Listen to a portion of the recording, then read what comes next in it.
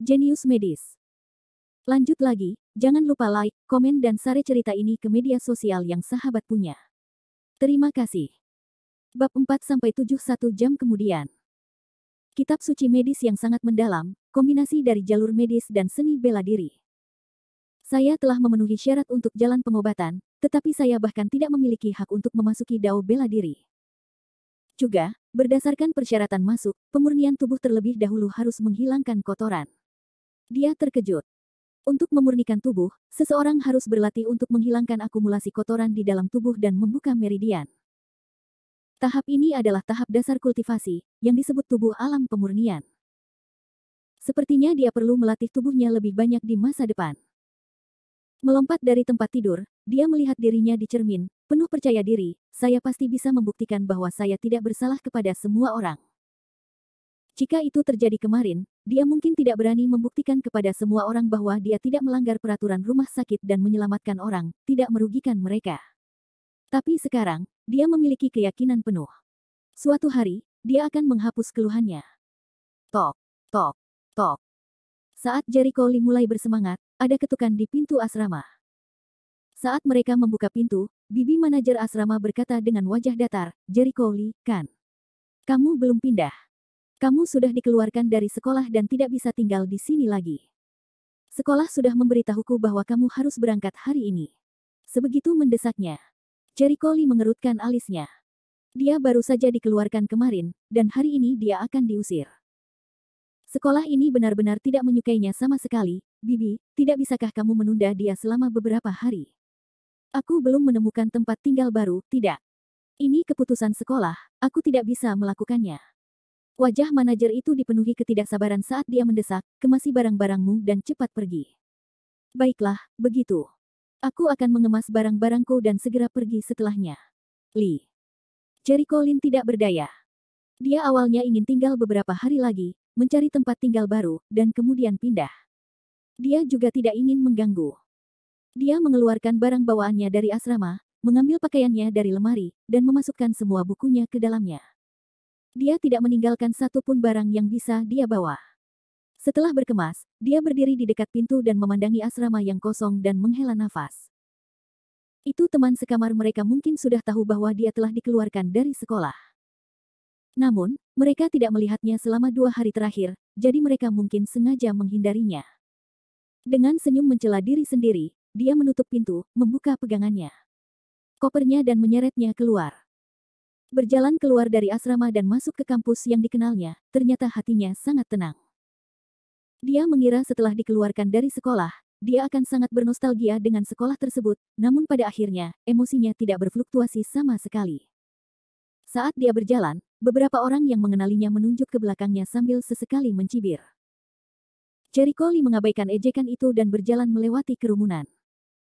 Di masa lalu, dia mungkin akan sangat bersemangat menghadapi ejekan orang lain, mungkin karena warisan medical science telah mengubah mentalitasnya, jadi dia tidak memperhatikan ejekan dan ejekan, seolah-olah semuanya hanya awan yang lewat. Desir. Sesampainya di gerbang sekolah, tiba-tiba sekelompok orang berdiri di depannya. Jangan menghalangi jalanku, minggir.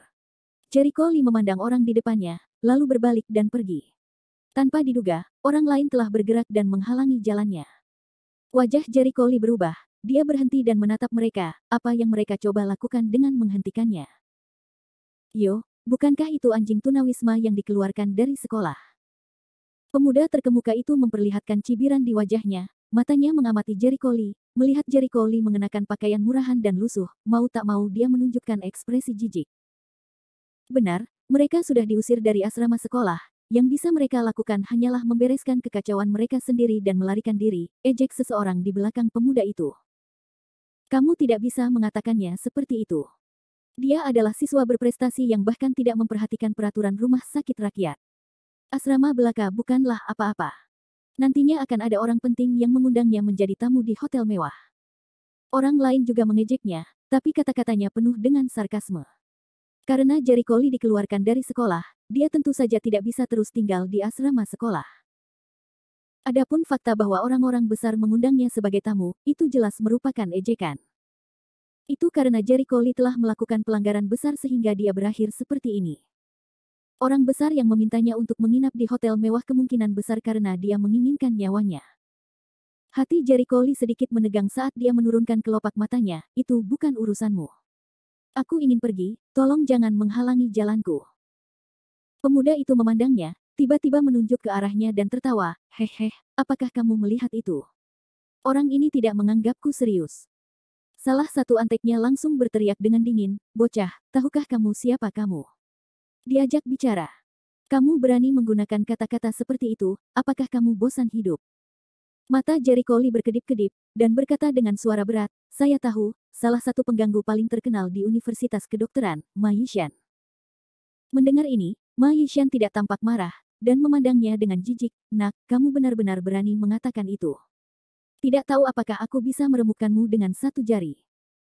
Ma Yishan, aku ingat bahwa aku belum pernah memprovokasimu sebelumnya, kan? Jericho Lee perlahan mengepalkan tangannya, sedikit kesal. Dalam beberapa tahun dia bersekolah, pada dasarnya dia menghabiskan seluruh waktunya untuk belajar dan berjalan-jalan sendirian. Meskipun dia tidak memiliki hubungan yang baik dengan teman-teman sekelasnya, dia tidak pernah sekalipun memprovokasi pengganggu seperti Ma Yishan. Dia juga pernah mendengar bahwa siswa manapun yang memprovokasi Ma Yishan di sekolah tidak akan mendapatkan akhir yang baik. Dikatakan bahwa orang ini memiliki latar belakang keluarga kaya dan seorang hedonis standar. Dia terutama suka menindas siswa yang miskin. Dulu, ada seorang siswa yang orang tuanya mendirikan kios untuk menjual sarapan. Keluarganya sangat miskin, dan dia harus bergantung pada biaya sekolah untuk masuk universitas. Setelah itu, dia entah bagaimana menyinggung Ma Yishan. Menjadi sasaran, Ma Yishan meminta seseorang untuk mengikatnya ke atap gedung pengajaran, membuatnya takut hingga menjatuhkannya. Hal ini menyebabkan siswa terakhir menjadi ketakutan setengah mati. Hal ini diketahui oleh semua orang di sekolah, namun Ma Yishan mengandalkan hubungan keluarganya untuk menekan masalah tersebut dan terus melakukan kejahatan di sekolah.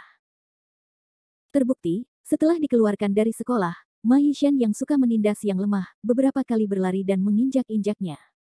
Brat, kamu cukup berani. Beraninya kamu menggunakan nada ini untuk berbicara kepadaku. Ma Yishan memandang Jericho Lee dengan dingin, tampak sombong dan tidak terkendali. Aku tidak bisa mengalahkanmu, aku hanyalah anak miskin tanpa latar belakang.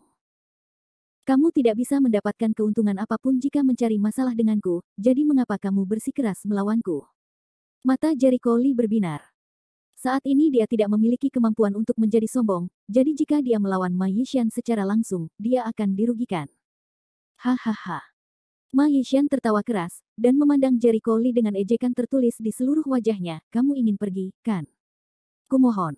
Tolong, aku akan melepaskanmu. Apa? Wajah Jericho Lee berubah, bajingan ini, dia sudah keterlaluan.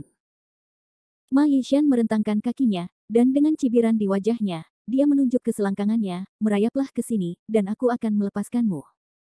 Bab 5. Wajah Jericho Lee langsung menjadi gelap, dan para penonton tidak bisa tidak bersimpati padanya. Ini bukan lagi sebuah permohonan, ini adalah sebuah penghinaan. Setelah menyinggung Ma Yishan, dia hanya bisa menyalahkan kesialannya. Petugas keamanan di pintu masuk ruang keamanan bermaksud menghentikan mereka ketika melihat terjadi konflik di kalangan siswa. Namun yang melihat konflik tersebut adalah Ma Yishan, sehingga ia memilih diam dan pura-pura tidak melihatnya.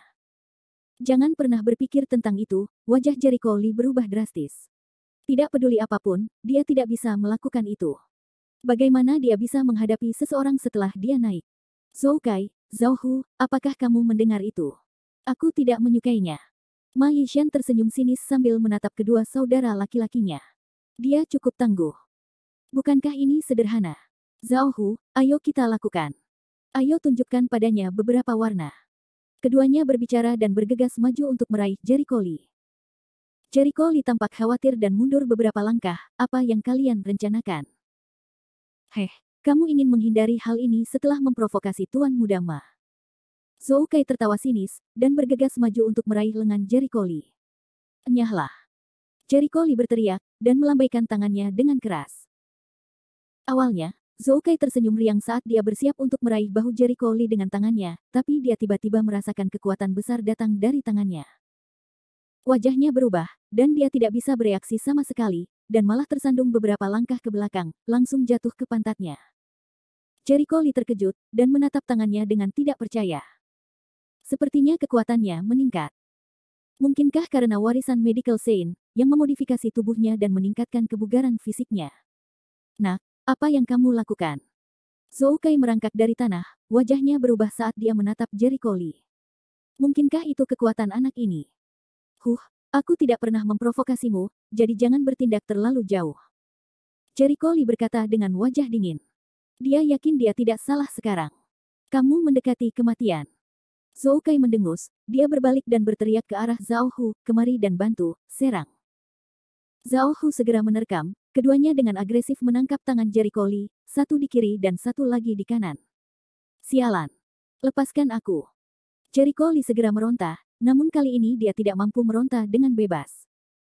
Meskipun kekuatan mereka meningkat pesat, Zhao Hu dan Zhou Kai juga tidak lemah. Keduanya dengan erat mencengkeram tangannya.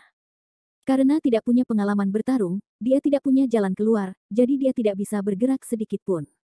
Berlutut. Zhou Kai menendang lututnya. Jericho Lee kesakitan, tapi dia mengatupkan giginya dan menekuk lututnya lurus. Masih belum berlutut. Bukan hakmu untuk tidak berlutut. Zhao Hu mengangkat kakinya dan dengan keras menendang lutut kirinya. Jericho Lee berteriak kesakitan, kaki kirinya gemetar, dan keringat dingin mengalir saat dia berlutut di tanah. Ma Yishan menunjukkan senyuman puas, dia berjalan ke depan dan menjambak rambut Jericho Lee, dan menarik kepalanya ke atas, apakah kamu akan merangkak? Jericho Lee mengatupkan giginya, dan dengan amarah di matanya, dalam mimpimu, bahkan jika aku dipukuli sampai mati olehmu, aku tidak akan merangkak. Sial, kamu masih keras kepala. Zhou Kai sangat marah, dia mengangkat kakinya dan menendang, langsung menjatuhkan Jericho Lee ke tanah. Wajah Jericho Lee jatuh ke tanah. Bibirnya tergores, dan bekas darah mengalir keluar dari lubangnya, membuatnya tampak agak menyedihkan. Cepat merangkak. Ma Yishan melangkah maju dan dengan dingin menunjuk selangkangannya. Jika kamu tidak merangkak, aku akan menghajarmu sampai mati. Bajingan kecil, merangkaklah. Beberapa dari mereka memaksa Jericho Lee untuk merangkak di bawah selangkangan mereka, tetapi tidak peduli bagaimana mereka memaksanya, Jericho Lee tidak akan pernah menyerah. Semua penonton menunjukkan ekspresi keengganan, tetapi masih ada beberapa orang yang menantikan apakah Jericho Lee akan merangkak. Beberapa dari mereka yang tidak takut akan masalah bahkan mulai berteriak di dalam hati, cepat merangkak, cepat merangkak. Sialan, bajingan kecil ini menolak merangkak apapun yang terjadi. Ma Yishan sangat marah hingga dia hampir menjadi gila, dia berteriak dengan ekspresi gelap, karena itu masalahnya, pukul dia sampai mati untukku. Berhenti. Pada saat kritis ini, sesosok tubuh dengan cepat bergegas mendekat. Ya Tuhan, kenapa dia ada di sini? Ini akan menjadi pertunjukan yang bagus. Semua penonton menunjukkan ekspresi terkejut, seolah-olah mereka sangat terkejut bahwa orang itu akan muncul di sini. Melihat seseorang benar-benar mencoba ikut campur dalam urusan orang lain, Ma Yishan menjadi geram dan berteriak dingin sambil mengatupkan giginya, bajingan mana yang begitu lelah hidup sehingga kamu berani ikut campur dalam urusan ayah ini. Saat dia menyelesaikan kalimatnya, sesosok tubuh bergegas seperti angin puyuh hitam dan menamparkan wajahnya. Kekuatan. Tamparannya sangat keras, menyebabkan Ma Yishan langsung jatuh ke tanah saat dia tertegun. Tamparan ini karena mulutmu tidak bisa mengambil kata-katamu. Suara rendah seorang pengawal terdengar dingin. Segera setelah itu, pria itu berjalan ke arah Zhou Kai dan Zhao Hu, enyahlah. Keduanya memandang pengawal menakutkan di depan mereka dan wajah mereka menjadi pucat. Mereka dengan cepat mundur. Apakah kamu baik-baik saja? Suara yang sangat menyenangkan terdengar di samping Jericho Lee yang baru saja diselamatkan. Dia mengangkat kepalanya dan aroma samar tercium di hidungnya. Matanya yang hitam pekat sedikit bersinar. Berdiri di depannya adalah seorang gadis muda yang sangat muda dan cantik. Kulitnya seputih salju, dan matanya yang berbentuk almond berair seperti bintang yang bersinar di langit. Alis daun willownya ringan dan ramping, dan hidungnya kecil dan halus. Dia memiliki leher merah muda yang sempurna dan mengenakan gaun biru langit, memperlihatkan tulang selangkanya yang indah. Temperamennya sangat halus dan halus, seperti bunga teratai yang mekar di air, namun tidak kehilangan aura muda dan cantiknya. Mata pihak lain berbinar. Dengan sekali pandang, dia tidak bisa tidak mengabaikan orang lain. Jericho Lee mengenalinya. Dia adalah sekolah kecantikan terkenal di Universitas Kedokteran, Molingyan. Dia merangkak dari tanah dan ketika Mo Lingyan melihat wajahnya tertutup debu dan bahkan ada darah di sudut mulutnya, dia terlihat sangat sedih dan tidak bisa menahan diri untuk berkata dengan prihatin, "Kamu terluka. Lakukan, kamu ingin aku mengirimmu ke rumah sakit." Jericho Lee menyeka darah dari sudut mulutnya dan tertawa acuh tak acuh, "Saya baik-baik saja, terima kasih telah menyelamatkan saya." "Apakah kamu benar-benar baik-baik saja?" Mo Lingyan mengerutkan kening, seolah dia tidak percaya. Jericho Lee menggelengkan kepalanya, dia berbalik dan menatap Ma Yishan, "Aku ingat balas dendamku." Ma Yishan memegangi wajahnya yang kesakitan, dan dengan dingin menatapnya, "Jangan sombong. Jangan berpikir bahwa kamu bisa bertindak sombong hanya karena seseorang menyelamatkanmu." Setelah Mo Lingyan mendengar ini, wajahnya menjadi jelek. Dia memanggil pengawal di sampingnya, "Paman Wei." Pengawal itu mengangguk dan segera berlari ke arah Ma Yishan, "Jika kamu tidak ingin mati, enyahlah. Anda." Ma Yishan menatap dengan mata terbelalak, dia ingin menyerang, tetapi ketika dia melihat pihak lain jelas lebih kuat darinya, dia langsung menjadi ketakutan. Sambil mengertakkan gigi, dia berteriak pada Jericho Lee, "Sialan, aku tidak akan melepaskanmu. Aku akan menunggu," kata Jericho Lee acuh tak acuh. Setelah melontarkan kata-kata kasar itu, Ma Yishan segera membawa serta kedua adiknya. Bab 6. Menindas yang lemah dan takut pada yang kuat. Paman Wei memarahi dengan jijik. Mo Lingyan menghela nafas lega, memandang Jericho Lee dan berkata, "Mereka telah pergi." Jericho Lee mengangguk dengan tenang, mengambil barang bawaan yang jatuh dari tanah dan berbalik untuk pergi. "Ai, kenapa kamu terburu-buru pergi?" Mo Lingyan memanggilnya. Jericho Lee terkejut, "Apakah ada hal lain?" "Saya sudah mengucapkan terima kasih." Mo Lingyan memutar matanya, "Saya bertanya-tanya bagaimana Anda bisa seperti ini. Saya menyelamatkan Anda, dan ini adalah sikap yang harus Anda miliki. Lalu apa yang harus aku lakukan?" Jericho Lee mengerutkan kening. Dia memang bersyukur Mo Lingyan telah menyelamatkannya, tapi itu saja. Berbicara denganmu sungguh sebuah perjuangan. Mo Lingyan memelototinya dengan tajam, "Apakah kamu tidak mendengar apa yang baru saja dia katakan?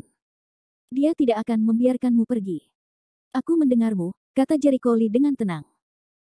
Mo Lingyan sedikit cemas, "Apakah kamu tidak mengatakan apapun setelah mendengarnya? Dia pasti akan menemukanmu lagi." Petik 2.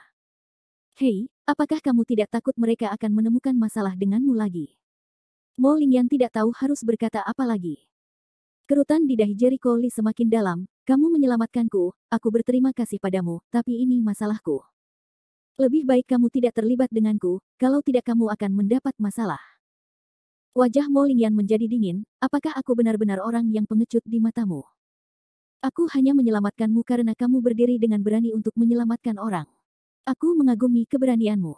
Ini adalah pertama kalinya Jericho Lee mendengar seseorang memuji keberaniannya. Tapi dia tidak menunjukkan banyak reaksi emosional, "Terus kenapa?" "Nak, nona muda keluargaku sangat ramah ketika dia berbicara denganmu, jangan hargai kebaikannya." Pengawal Paman Wei memperingatkan dengan ketidakpuasan. "Hur-hur, aku bukan siapa-siapa. Kenapa aku harus bersyukur?" Jericho Lee menertawakan dirinya sendiri, wajahnya dipenuhi kepahitan. "Ngomong-ngomong, di mata orang besar sepertimu, anak kecil seperti kami hanyalah semut, kami bisa meremukkannya sesuka kami. Karena kamu menyelamatkanku, haruskah aku berterima kasih padamu karena telah berlutut dan bersujud 9 kali?" Wajah Mo Lingyan menegang. Baru sekarang dia mengingat rumor yang dia dengar, dan tatapannya tanpa sadar tertuju pada koper di tangan Jericho Lee. Jericho Lee telah dikeluarkan dari rumah sakit rakyat, dan sekarang dia dikeluarkan dari sekolah, itu sudah cukup menyedihkan. Baru saja diintimidasi, tidak aneh kalau suasana hatinya sedang buruk. "Brat, ada apa dengan sikapmu?" Paman Wei marah. "Paman Wei, jangan lakukan ini." Mo Lingyan mengulurkan tangannya untuk menghentikan pengawal itu, dan berkata dengan suara yang dalam, "Jericho Lee, aku tahu kamu telah mengalami banyak hal buruk, tapi apa hubungannya denganku? Aku tidak melakukan hal buruk apapun padamu, kamu seharusnya tidak melampiaskan amarahmu kepadaku." Jericho Lee membeku, baru sekarang dia menyadari bahwa nada suaranya tadi memang agak terlalu kasar. Dia berkata dengan nada meminta maaf, "Maaf, tapi saya minta maaf atas sikap saya barusan." Tidak peduli apapun, orang yang menyebabkan dia jatuh ke kondisi seperti itu bukanlah Mo Lingyan.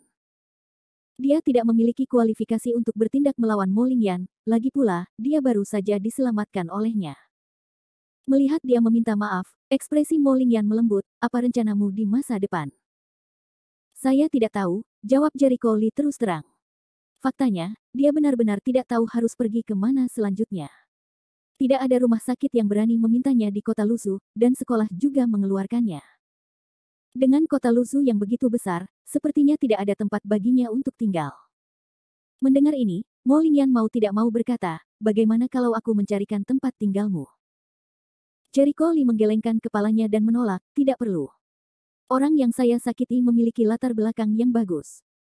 Jika Anda berhubungan dengan saya, mereka mungkin akan berurusan dengan Anda. Mo Lingyan telah menyelamatkannya, dia tidak dapat melibatkannya. Aku tidak takut padanya. Mo Lingyan tidak peduli, seolah-olah dia tidak takut terlibat sama sekali. Jika bukan karena kamu, orang-orang dengan mata yang tajam akan tahu bahwa putra orang itu pasti sudah meninggal di meja operasi. Tidak apa-apa. Jika mereka tidak mau berterima kasih, tapi mereka tetap ingin menyakitimu, dan memaksamu menemui jalan buntu. Alasan dia membantu Jericho Lee sebelumnya juga karena dia memutuskan bahwa Jericho Lee memang tidak bersalah setelah penyelidikannya. Kalau tidak, dia pasti tidak akan menyelamatkan dokter yang membunuh pasien seperti itu. Bagaimanapun, sifat dokter itu sangat berbeda. Jericho Lee tertawa getir, tetapi mereka semua berpikir bahwa saya tidak menyelamatkan mereka, tetapi merugikan mereka. Jika pihak lain mempercayai kata-katanya, dia tidak akan berada dalam kondisi yang menyedihkan. Itu karena mereka bodoh, mereka lebih memilih percaya pada kebohongan daripada percaya pada kebenaran. Mo Lingyan berbicara mewakilinya. Namun, masalah ini sudah selesai. Jericho Lee menghela napas dalam-dalam. Apakah itu dokter di rumah sakit rakyat, kepala sekolah, atau kepala rumah sakit medis Tiongkok, mereka semua berpikir bahwa sayalah yang menyebabkan hal ini pada diri saya sendiri dan pantas menyinggung orang lain. Itu karena hati mereka sudah gelap. Mereka sudah kehilangan integritas moral yang seharusnya dimiliki seorang dokter. Mereka hanya ingin menyelesaikan masalah ini dengan damai dan menjadikanmu kambing hitam. Mereka tidak layak menjadi dokter. Mo Lingyan sangat marah, dia masih bisa melihatnya dengan jelas, tapi bagaimanapun juga, kamu tidak bisa hanya diam dan tunduk pada mereka. Jericho Lee terkejut, apa yang ingin kamu katakan? Mo Lingyan menjadi cemas, apakah kamu bodoh? Jangan bilang kamu tidak ingin membuktikan bahwa kamu tidak bersalah. Jika kamu selalu dituduh secara salah, rumah sakit mana di kota Lusu yang berani menerima kamu? Kamu tidak akan pernah menjadi seorang dokter. Jika dia tidak bisa menjadi dokter, itu berarti semua usahanya selama bertahun-tahun sia-sia. Bagi siapapun yang belajar kedokteran, hukuman seperti itu lebih menyakitkan daripada membunuhnya. Tapi tidak mudah untuk membuktikannya. Jericho Lee jelas ingin membuktikan bahwa dia tidak bersalah, tapi memikirkan hal itu adalah satu hal, dan mampu melakukannya adalah hal lain. Ketika dia memikirkan kembali hal itu, dia merasa itu sangat aneh. Bahkan sampai sekarang, dia masih belum bisa mengerti. Dia dengan jelas mengikuti prosedur manajemen rumah sakit, tetapi sesuatu terjadi. Tapi kamu tidak bisa menyerah begitu saja dan tidak melakukan apapun. Mo Lingyan benar-benar mengkhawatirkannya. Setelah dianiaya oleh seseorang dan masa depannya hancur, bukankah dia sedang terburu-buru? Jericho Lee tertawa tidak peduli, terima kasih atas kebaikan dan perhatian Anda, saya tahu apa yang saya lakukan. Saya akan memikirkan cara untuk menghilangkan keluhan saya, itu saja. Selamat tinggal. Koper.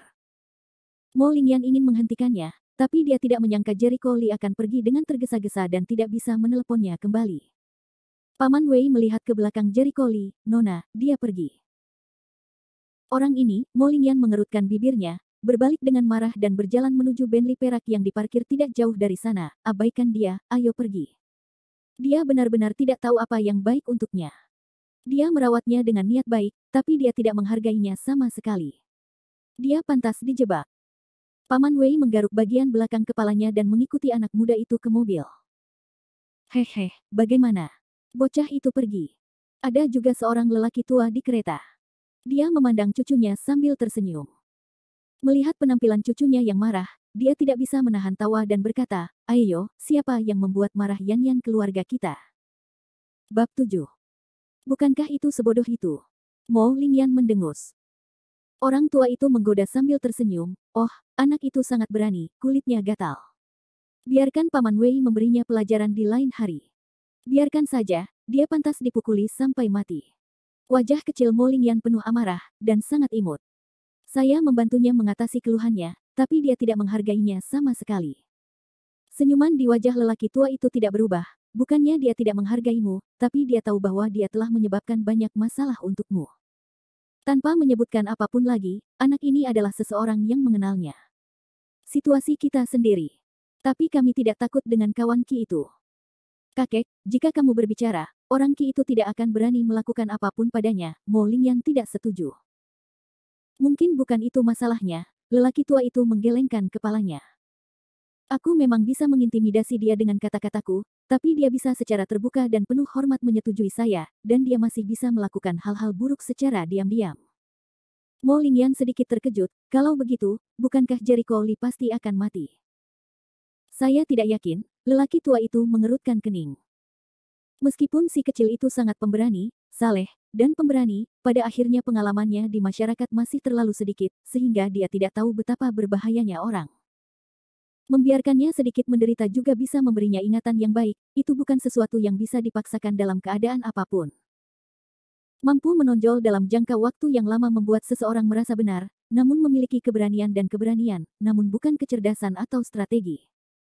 Satu-satunya yang memiliki keberanian untuk berakhir pada posisi yang dirugikan adalah dirinya sendiri. Tapi, dia tidak memiliki latar belakang apapun, jadi dia pasti tidak bisa mengalahkan pria Ki itu. Mo Lingyan sedikit khawatir dengan keselamatan Jericho Lee. Orang tua itu tertawa dan menghela nafas, kamu bisa membantunya, tapi membantunya terlalu banyak hanya akan merugikannya. Jika kita membantunya, kita bisa melakukannya hanya dengan beberapa kata, tapi bagi anak kecil itu hanya akan menjadi berbahaya. Jika kita membantunya lebih banyak, dia bahkan tidak akan tahu seberapa tinggi langit dan seberapa dalam bumi, dia bahkan bisa menyinggung perasaan kita, dunia ini tidak sesederhana yang dia kira. Jika Anda tidak mengalami kemunduran, kamu tidak akan bisa berkembang. Orang tua itu sebenarnya mengagumi Jericho Lee, dan dia sangat ingin menyelesaikan masalah ini segera. Sayangnya, dia tahu betul hal itu akan merugikan. Dia pergi untuk memperingatkan Ki Kultivator, yang menyembunyikan sesuatu di permukaan. Jericho Lee akan berada dalam situasi yang lebih berbahaya jika dia melawan mereka. Dapat dikatakan bahwa dia telah banyak memikirkan rencana ini.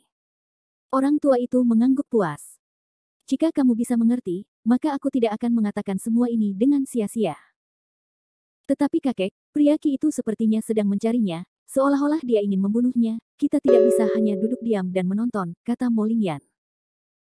Orang tua itu berpikir sejenak, meskipun lelaki kecil itu agak ceroboh, tapi dokter sebaik itu seharusnya tidak dirusak oleh orang-orang berhati hitam itu. Wei, mintalah beberapa orang untuk mengawasi anak kecil itu. Jika seseorang ingin membunuhnya, selamatkan dia. Jika itu hanya perkelahian kecil, lupakan saja. Kakek, apakah ini baik-baik saja? Mo Lingyan masih sedikit khawatir. Apakah kamu lupa apa yang aku katakan? Kali ini, terserah dia. Jika dia tidak bisa melewati krisis ini, tidak ada gunanya tidak peduli bagaimana kita membantunya. Dia bisa macam-macam dengan Kirong hari ini, tapi dia bisa main-main dengan seseorang. Bahkan lebih kuat lagi besok. Lelaki tua itu perlahan berkata, baiklah, aku mengerti. Lelaki tua itu membelai rambut panjang cucunya, matanya ramah dan lembut. Saat dia berbicara, dia tiba-tiba memegangi dadanya, wajahnya menjadi pucat. Melihat dia bertindak seperti ini, ekspresi Mo Lingyan berubah, dan dia buru-buru bertanya, kakek, ada apa?